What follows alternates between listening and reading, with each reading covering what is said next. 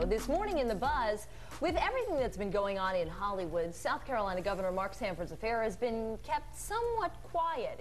We were all kind of joking a little bit. It all died down, and you would have thought this guy would have gotten on his knees and thanked God that some of these other maladies had happened and taken the spotlight off of him. Yeah. Exactly. But no, because Sanford has now laid out all the details of his affair to the Associated Press. Some of the highlights from the article. He's now gone on to tell about other encounters with his Argentine, quote, soulmate, Maria Belén Shapur. Sanford says he saw Shapur 5 times over the past year, including 2 romantic multi-night stays with her in New York, one in Manhattan, one in the Hamptons, both paid for in cash so that no one would know. He says he insists that he can fall back in love with his wife, Jenny, even as he witnesses his own political funeral, as he calls it. And he says, I don't want to blow up the kids' lives. I don't want to blow up 20 years what we've invested. But if I'm completely honest, there are still feelings in the way. If we keep pushing it this way, we get those to die off. But they're still there, and they're still real. This guy is brazen.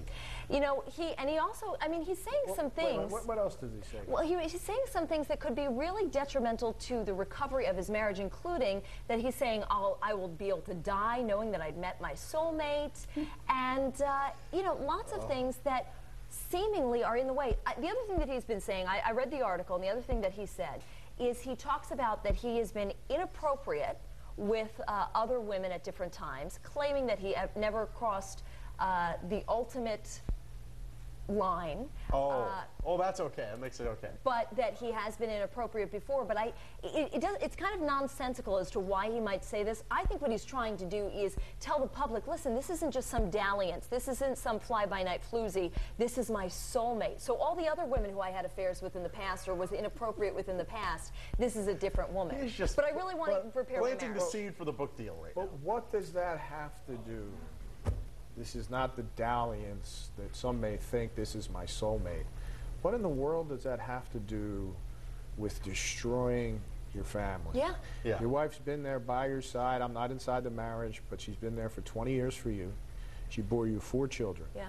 And for nothing else, you should be selflessness enough to keep your mouth shut and not drag your family through this just tragic, awful innuendo, just slime. It is slime. And it is boggling my mind, which leads me to believe that maybe this guy needs some psychiatric help, because there are certain people in our business, politicians included, that cannot afford to stay out of the spotlight, no matter how negative it is. Yeah. They crave it. They need it. Yeah. It's like a drug. Blagojevich is another one.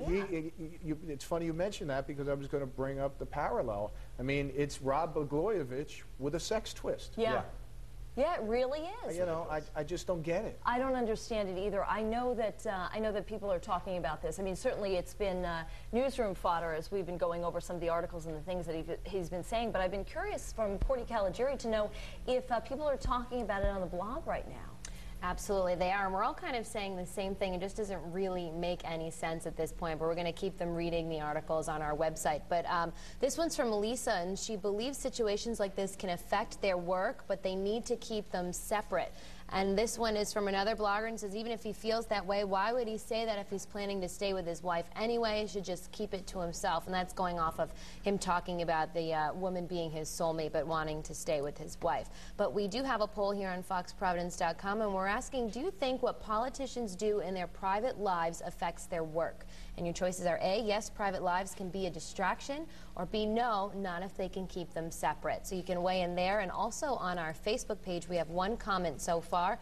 This one's from James, and he says, no, it is their lives. It won't affect their work unless their private lives are all about drugs. So that is where he stands, and you guys can log on any of those to weigh in and let us know what you think. But I'll be back in 30 minutes with your poll results.